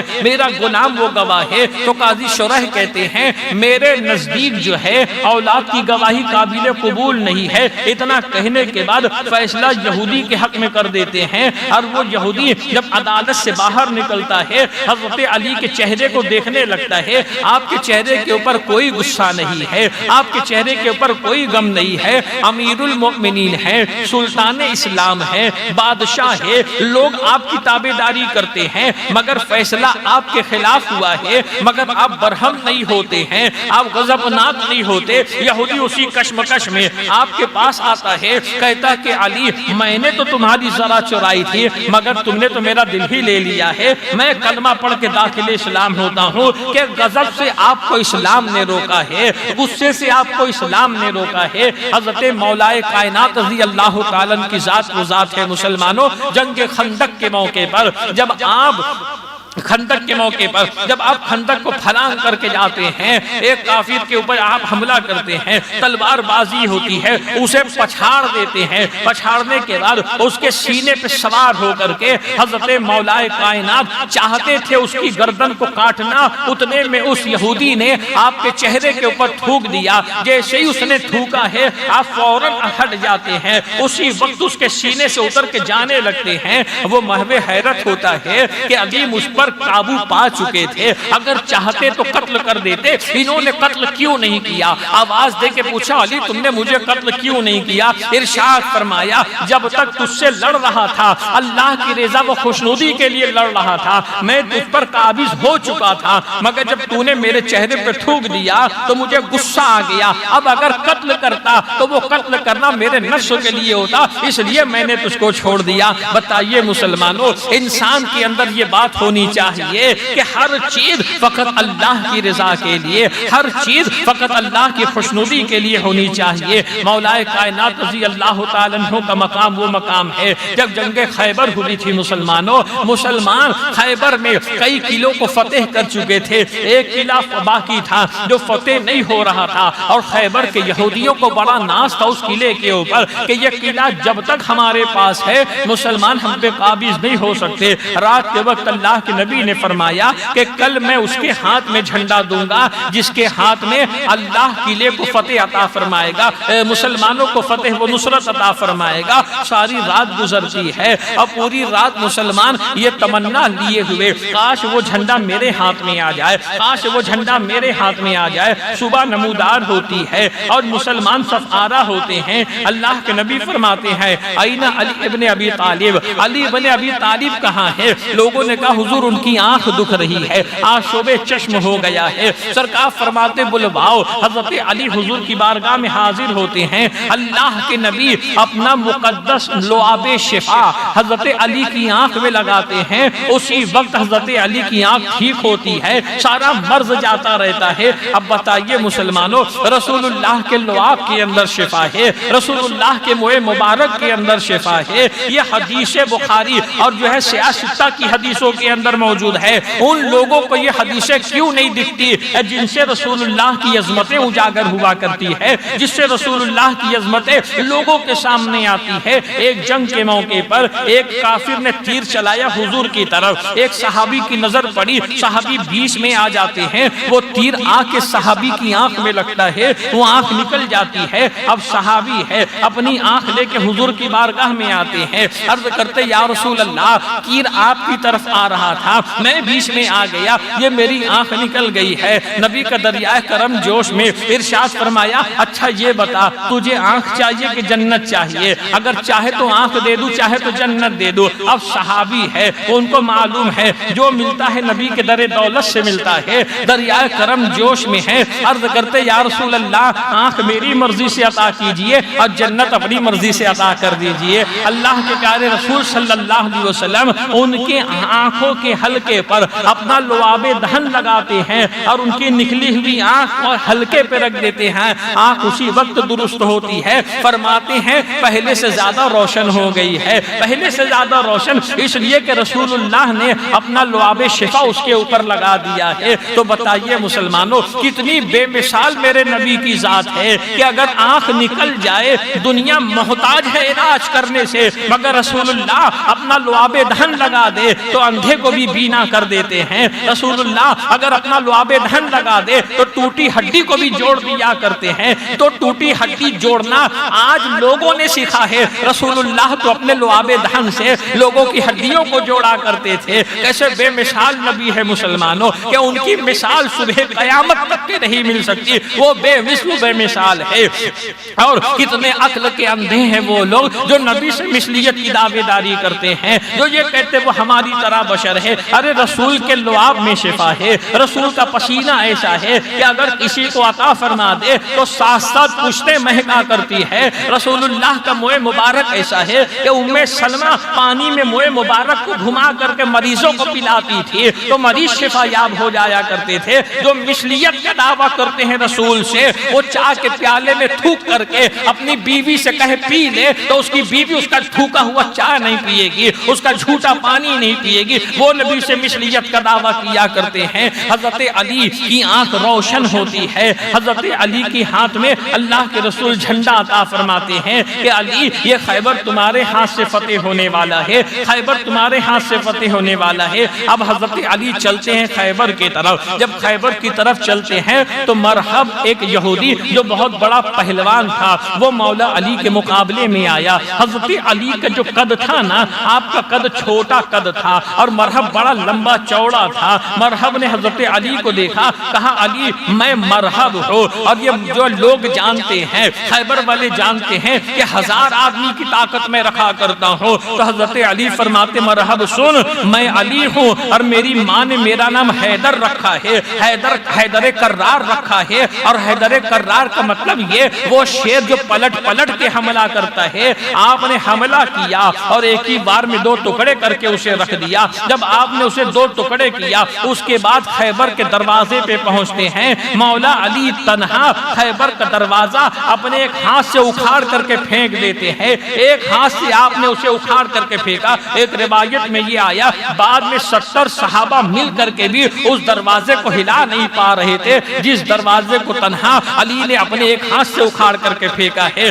حضرت علی کے ہاتھ میں خیبر فتح ہوتا ہے۔ اسی طریقے سے بہت ساری مثالیں حضرت علی کے فضائل کے اوپر دی جا سکتی ہے۔ حضرت علی ایک مرتبہ حضرت خاتون جنت کے پاس تشریف لاتے، یعنی اپنے مکان میں تشریف لاتے ہیں۔ چہرے پہ غم کے آثار تھے، چہرے پہ تھوڑا مایوسی تھی۔ خاتون جنت نے پوچھا اے مولا علی، اے میرے شوہر نامدار، آپ کے چہرے پہ مایوسی اور غم کیسا ہے؟ اس سے ہماری بہنوں کو عبرت حاصل کرنی چاہیے، اس سے اسلام کی شہزادیوں کو عبرت حاصل کرنی چاہیے کہ جب شوہر شوہر گھر پہ آئے تو شوہر کا استقبال ہنس کے کرنا چاہیے، یہ نہیں کہ شوہر تھکا ہارا گھر پہ آئے اور اسی وقت اس کے ہاتھ میں جو ہے سامان کی لسٹ تھما دو اور اسی وقت اس کو ذہنی تناؤ دے دو۔ حضرت علی آئے، بڑے چہرے پہ غم تھا، سیدہ نے پوچھا علی کیا بات ہے، آپ کے چہرے پہ اتنا غم کیوں ہے؟ ارشاد فرماتے ہیں مولا علی آج عثمان نے دعوت کی تھی صحابہ کی، آج عثمان نے دعوت کی تھی رسول اللہ کی، بڑی شاندار دعوت تھی، دعوت تو دعوت تھی، عثمان نے ایک ایک قدم رسول اللہ کے بدلے ایک ایک غلام کو آزاد کیا ہے، میری تمنا تھی میں بھی رسول کی دعوت ایسی کرتا۔ سیدہ کہتی ہے آپ کی تمنا ہے نا، جاؤ رسول اللہ کو دعوت دے دو۔ حضرت مولا علی فرماتے ہیں فاطمہ ہم دعوت تو دے دیں گے، حضور کی بارگاہ میں پیش کیا کریں گے، اتنے غلام لائیں گے کہاں سے؟ سیدہ نے کہا اب دعوت دے کر کے تو آؤ۔ حضرت علی گئے حضور کی بارگاہ میں، عرض کیا یا رسول اللہ آج میرے گھر آپ کی دعوت آپ کے اصحاب کے ساتھ ہے، آپ تشریف لے کر کے چلے۔ اللہ کے نبی کاشانہ مبارک سے نکلے، اپنی صحابہ کی جماعت کے ساتھ نکلے۔ سیدہ اپنے گھر کے گوشے میں مصلی بچھاتی ہے، اللہ کی بارگاہ میں سجدہ کرتی ہے، عرض کرتی ہے اے خدا بندے قدوس، بندی تیری فاطمہ ہے، تیری بندی فاطمہ نے تیرے رسول کو دعوت دی ہے، اے اللہ اپنی بندی کی لاج رکھ لے، دعوت رسول کو میں نے دی ہے، تو کھانے کا غیب سے انتظام کر دے۔ دیکھیے مسلمانوں سیدہ کو اتنا یقین ہے خدا کی ذات کے اوپر کہ سیدہ جو دعا کر دے وہ کبھی جو ہے رد نہیں ہو سکتی ہے، وہ کبھی نامقبول نہیں ہو سکتی ہے۔ سیدہ نے دعا کی، رسول اللہ تشریف لے آتے ہیں، دسترخوان بچھایا جاتا ہے اور اللہ کے رسول کی مقدس شہزادی خاتون جنت جو ہے پتیلی میں سے کھانا نکال کر کے صحابہ کو پیش کرتی جاتی ہے، رسول اللہ کی بارگاہ میں پیش کرتی جاتی ہے، تمام صحابہ کھاتے ہیں، حضور کھانا تناول فرماتے ہیں۔ کھانا کھانے کے بعد اللہ کے نبی فرماتے ہیں اے میرے صحابہ جانتے ہو تم کس گھر میں کھا رہے ہو اور کہاں کا کھا رہے ہو؟ صحابہ نے عرض کی اللہ رسول جانے، میرے آقا فرماتے ہیں کہ تم فاطمہ کے گھر میں بیٹھ کے جنت کا دسترخوان کھا رہے ہو، کہ فاطمہ کی پتیلی میں جو کھانا ہے یہ جنت سے آیا ہوا۔ اب کھانے کا دعوت تو ہو گئی، اب باری تھی غلام آزاد کرنے کی۔ سیدہ نے پھر مصلی بچھایا، عرض کیا پروردگار عثمان نے تو ایک ایک قدم کے بدلے ایک ایک غلام کو آزاد کیا، میرے پاس کوئی غلام تو نہیں، میں نبی کی بیٹی تجھ سے دعا کرتی ہوں کہ رسول کے قدموں کی برکت سے رسول کی گناہگار امت کو جہنم سے آزاد کر دے۔ یہاں سیدہ دعا کرتی ہے، وہاں جبریل امین حضور کی بارگاہ میں آتے ہیں، عرض کرتے یا رسول اللہ سیدہ کی دعا کی برکت سے 70,000 جہنمی کو اللہ نے بخش دیا ہے، انہیں جنت عطا فرمائی ہے۔ یہ تو مقام سیدہ ہے، مگر یہاں بتانا مقصد یہ ہے مسلمانوں کہ سیدہ نے حضرت علی کے غم کو دیکھا، حضرت علی کی دل کی خواہش کو دیکھا، حضرت علی کے غم کو دور کرنے کے لیے سیدہ نے اپنے مقام کا اظہار کر دیا۔ سیدہ کی زندگی آج کی عورتوں کے لیے ایک نمونہ ہے کہ سیدہ نے اپنی زندگی کیسی گزاری ہے۔ یہاں مولا کائنات رضی اللہ تعالیٰ جو خلیفہ چہارم ہے، نبی پاک صلی اللہ علیہ وسلم کے داماد، عشرہ مبشرہ کے صحابی ہیں، نبی پاک علیہ السلام ارشاد فرماتے ہیں کہ مومن علی سے بغض نہیں رکھتا ہے اور منافق علی سے محبت نہیں کرتا ہے۔ مطلب کیا؟ جو مومن ہوگا لازمی طور پر اس کے دل میں علی کی محبت ہوگی، اور جو منافق ہوگا وہ علی سے کبھی محبت نہیں کر سکتا ہے۔ اللہ کے پیارے رسول ارشاد فرماتے ہیں، نبی کائنات صلی اللہ علیہ وسلم کی حدیث پاک ہے، اللہ کے رسول فرماتے ہیں کہ قرآن علی کے ساتھ ہے اور علی قرآن کے ساتھ ہے، اور یہ دونوں قیامت کے دن حوض کوثر پر ایک ساتھ آنے والے ہیں۔ یہ حضرت مولا کائنات کا مقام ہے۔ مگر یاد رکھنا جس طریقے سے حضرت عثمان غنی رضی اللہ تعالیٰ عنہ کو بلوائیوں نے شہید کیا تھا، اسی طریقے سے خارجی جو قوم ہوتی ہے یہ خارجی اہل بیت کے دشمن ہے، بلوائی بھی جو ہے بلوائی بھی دشمن ہے اور یہ خارجی بھی دشمن ہے۔ ان سبوں کا اسلام سے کوئی رشتہ نہیں ہے، یہ سب مرتد و کافر ہے۔ یہ خارجی لوگ اسلام کے دشمن ہے، یہ شیعہ قوم یہ اسلام کے دشمن ہے، یہ رافضی یہ سب اسلام کے دشمن ہے۔ انہوں نے ہمیشہ اسلام کو نقصان پہنچایا ہے۔ یاد رکھنا ایک خارجی جب حضرت مولا کائنات نے اپنا دارالخلافت کوفہ بنا لیا تھا، فجر کی نماز کی ادائیگی کے لیے جا رہے تھے تو ایک خارجی ایک تلوار خاص آپ کے قتل کے ارادے سے اس نے خریدا تھا اور اس کو اچھے سے زہر کے اندر اس نے پکایا تھا۔ رات کے اندھیرے میں اس نے مولا کائنات کے سر کے اوپر ایک بھاری ضرب لگایا جس سے آپ کا سر پھٹا اور بہت خون بہنے لگا۔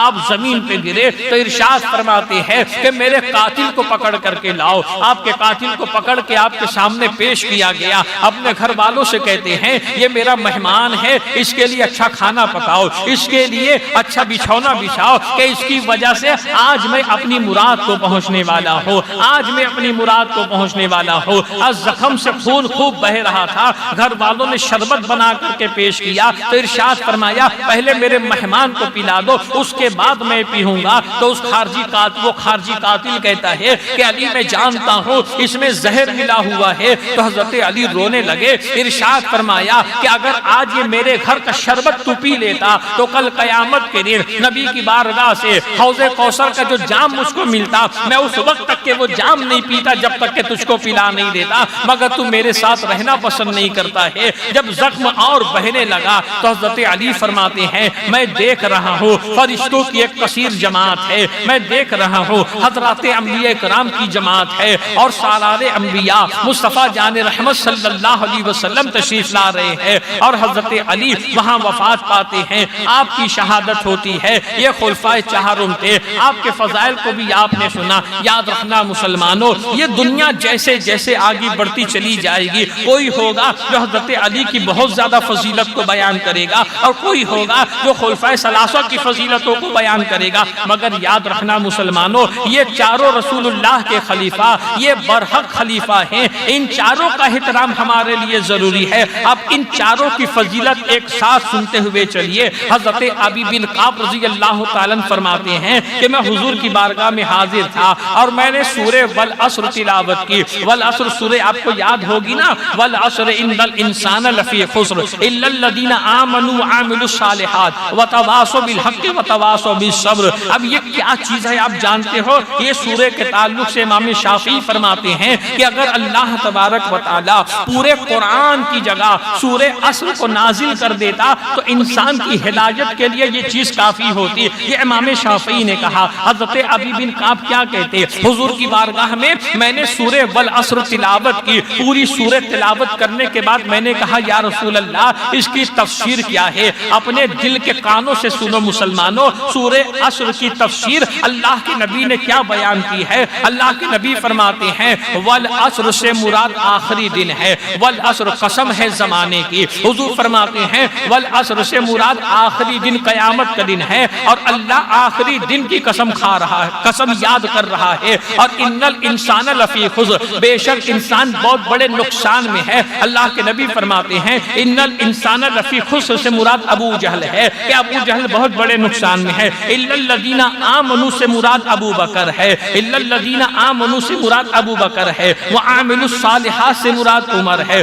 وتواصوا بالحق سے مراد عثمان ہے، وتواصوا بالصبر سے مراد علی ہے۔ یہ اللہ کے نبی صلی اللہ علیہ وسلم فرماتے۔ اب حضرت امام شافعی کا قول کہ اگر اللہ تبارک و تعالی فقط سورہ عصر کو نازل کرتا تو انسان کی ہدایت کے لیے کافی ہوتا، اور یہ سورہ کی تفسیر جو رسول اللہ نے بیان کی ہے انسان خسارے میں، اس سے مراد ابو جہل ہے، الا الذین آمنوا سے مراد ابو بکر ہے، اور وعاملوا الصالحات سے مراد عمر ہے، وتواصوا بالحق سے مراد عثمان ہے، وتواصوا بالصبر سے مراد علی ہے۔ مطلب کیا ہوا مسلمانوں کہ کامیاب و کامران وہی انسان ہے جس کے اندر ایمان ابو بکر جیسا ہو، جس کے اندر اعمال عمر جیسے ہو، جس کے اندر حقانیت عثمان جیسی ہو، اور جس کے اندر صبر مولا علی جیسا ہو۔ ان کے جیسا تم لا نہیں سکتے ہو، اس لیے کہ وہ بہت اونچے تھے، مگر تم ان کی اتباع کر سکتے ہو، تم ان کی پیروی کر سکتے ہو، تم ان کی تابعداری کر سکتے ہو، تم ان کی غلامی کر سکتے ہو۔ آپ نے یہ حدیث سنی،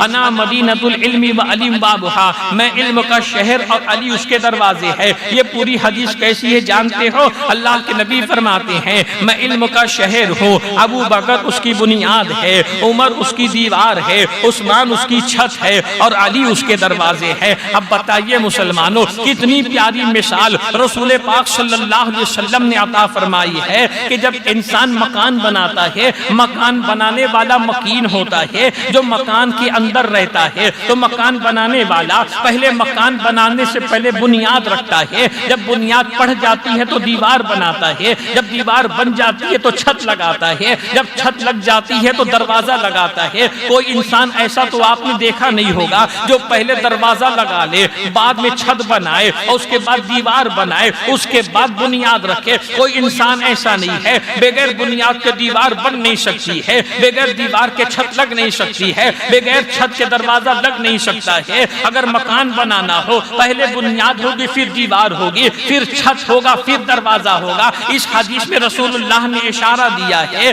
کہ میں تمہارے دلوں کا مکین بنوں گا، مگر کیسے بنوں گا؟ اپنے دل کے اندر ابو بکر کی محبت کی بنیاد رکھو، عمر کی محبت کی دیوار بنا لو، عثمان کی محبت کی چھت لگا لو، علی کی محبت کا دروازہ لگا لو، تو مصطفیٰ تمہارے دلوں کے اندر مکین ہو جائیں گے، مصطفیٰ تمہارے دلوں کے اندر جلوہ گر ہو جائیں گے۔ تو معلوم کیا ہوا مسلمانوں کہ اگر کوئی علی سے محبت کرتا ہو، ابو بکر سے محبت نہ کرے تو وہ کامل ہو ہی نہیں سکتا ہے، عمر سے محبت نہ کرے وہ کامل ہو ہی نہیں سکتا ہے۔ یہ خلفائے راشدین، ان کی عظمتیں کتنی ہے۔ اللہ کے رسول ارشاد فرماتے ہیں ابو بکر کی مثال میرے سر میں آنکھ جیسی ہے۔ یہ اللہ کے رسول فرماتے، نزہۃ المجالس کی حدیث پاک ہے، اللہ کے نبی فرماتے ابو بکر میرے سر کی آنکھ ہے، عمر میرے منہ کی زبان ہے، عثمان میرا پیٹ ہے، اور علی میرے جسم میں روح کے مانند ہے۔ یہ خلفائے راشدین ہے۔ اللہ کے رسول فرماتے ہیں ابو بکر تکبیر اولیٰ کی مثال ہے، عمر قرآن کی تلاوت کی مثال ہے، عثمان رکوع کی مثال ہے، اور علی سجدوں کی مثال ہے۔ اللہ کے نبی علیہ الصلوۃ والسلام یہ مثالیں کیوں دے دے کر کے فرما رہے ہیں کہ جب انسان نماز پڑھتا ہے تو پہلے تکبیر کہتا ہے، تکبیر کہنا فرض ہے، پھر قیام میں قرات کرتا ہے، قرات کرنا فرض ہے، سجدے میں جانے سے پہلے رکوع کرتا ہے، رکوع کرنا فرض ہے، رکوع کے بعد وہ سجدہ کرتا ہے۔ مطلب کیا ہے مسلمانوں؟ اللہ کے نبی نے فرمایا پہلے اللہ کے نبی نے اس حدیث میں اشارہ دے دیا پہلے ابو بکر ہے پھر عمر ہے، جیسے تکبیر اولیٰ پہلے ہے پھر قرات ہے، اس کے بعد رکوع ہے، اس کے بعد سجدہ ہے، تو پہلے ابو بکر پھر عمر ہے، پھر عثمان ہے، پھر حیدر ہے، پھر علی ہے۔ اللہ کے نبی علیہ الصلوۃ والسلام ارشاد فرماتے ہیں نبوت کی عزت ابو بکر ہے، نبوت کا قلعہ عمر ہے، اور نبوت کا خزانہ عثمان ہے، اور نبوت کا زیور علی ہے۔ اللہ کے نبی ان چاروں کو ساتھ میں بیان فرما رہے ہیں، مگر آج یہ شیعہ مردود ظالم قوم، یہ شیعہ ملعون رافضی، ان خبیثوں نے خلفائے ثلاثہ کی عظمتوں کے اوپر کیچڑ اچھالا، اور ان خبیثوں نے خلفائے ثلاثہ کے ایمان کے اوپر اعتراض کر دیا، اور ان کی عظمتوں کو پامال کرنے کی کوشش کر رہے ہیں۔ مگر یاد رکھنا یہ ایڈی چوٹی کا زور لگا لیں، یہ کبھی خلفائے ثلاثہ کی عظمتوں کو مٹا نہیں سکتے ہیں، اس لیے کہ ان کی عظمتوں کو اللہ و رسول نے بلند کیا ہے، اور مٹائیں گے کیسے؟ آپ دیکھیں نا، اللہ کے پیارے نبی علیہ الصلوۃ والسلام نے اپنے پہلو میں ابو بکر و عمر کو سلایا ہے۔ ابو بکر و عمر یہ رسول اللہ کے پہلو میں آرام فرما ہے۔ یاد رکھنا مسلمانوں، اہل سنت حق ہے، اہل سنت نجات پانے والی ہے، اہل سنت کا نظریہ یہی ہے کہ خلفائے راشدین یہ چاروں خلفاء برحق ہیں، ان کی سب عظمتیں اپنی جگہ، مگر فضیلتیں پہلے ابو بکر کو حاصل ہے، پھر عمر کو حاصل ہے، پھر عثمان ہے، پھر مولا کائنات رضی اللہ تعالیٰ عنہ ہے۔ اسی لیے اے مسلمانوں، آپ لوگوں سے میری گزارش ہے کہ جو ہے دین سیکھنے کے لیے، دین سمجھنے کے لیے فقط اپنے عالم کے پاس جایا کرو، اپنے امام کے پاس جایا کرو، کبھی موبائل کے ذریعے دین سیکھنے کی کوشش مت کرو، اس لیے کہ موبائل پہ فتنوں کے علاوہ تمہیں کچھ ملنے والا نہیں۔ اگر موبائل پہ دین سیکھنا بھی ہے تو اہل سنت کے علماء کی تقاریر سنا کرو، اہل سنت کے علماء ان کی بات و نصیحت کو سنا کرو، اہل سنت جو کہیں اسے سنو، ورنہ یہ جو ہے آپ دیکھیں ایسے دین سکھانے والے موبائل پہ آ گئے ہیں۔ آپ ایک انجینئر کا نام سنا ہوگا، یہ محمد علی مرزا ہے، تو یہ انجینئر، اس کو چاہیے کہ لوگوں کے مکان کی انجینئری کرے، مگر یہ گدھا نکلا ہے لوگوں کو دین سکھانے کے لیے، یہ نکلا ہے لوگوں کو اسلام سکھانے کے لیے۔ ایسی باتیں قریب میں اس سے کسی نے سوال کیا تھا سنت غیر موقدہ کے تعلق سے،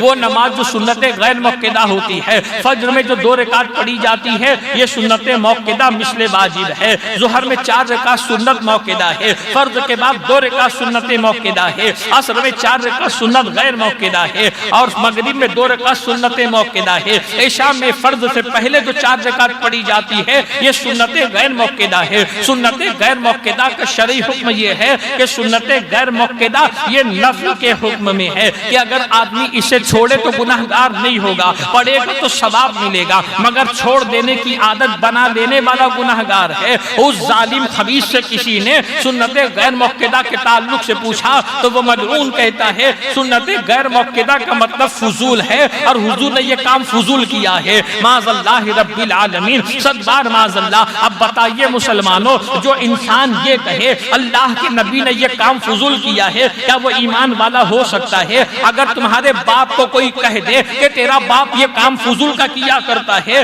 تم اس سے مارنے مرنے کے لیے تیار ہو جاؤ گے, اس سے تو میں کر لو گے, اس سے ہاتھا پائی کر لو گے. مگر جب کوئی آدمی نبی کے تعلق سے یہ بات کہتا ہے تو تم اس کی سنتے کیوں ہو مسلمانوں؟ تم اس کے کہے پہ عمل کیوں کرتے ہو؟ ہماری ساری محبتیں رسول اللہ کے قدموں کے اوپر قربان ہے, ہماری ساری عزتیں رسول اللہ کے قدموں کے اوپر قربان ہے, ہماری اولادیں ہماری جانیں سب کچھ رسول کے قدموں پہ قربان ہے. ہمارے ماں باپ کو کوئی برا کہے ہم وہ تو برداشت کر سکتے ہیں, مگر اگر کوئی ہمارے رسول کے تعلق سے کچھ کہے ہم اسے ہرگز برداشت نہیں کر سکتے ہیں. تو مسلمانوں عہد کرو کہ ایسے ملعونوں کی کوئی بات کبھی نہیں سنو گے. اگر دین سیکھنا ہے اپنی مسجد کے امام کے پاس چلے جاؤ, اگر موبائل کے ذریعے سیکھنا ہے تو سنی علماء کی جو تقاریر موبائل کے اوپر ہو سنی عالم کی سنو. یہ مت دیکھو کہ تھوڑا دیکھتا ہوں یہ کیا کہتا ہے, یہ تھوڑا دیکھنے میں انسان کی ساری ہوشیاری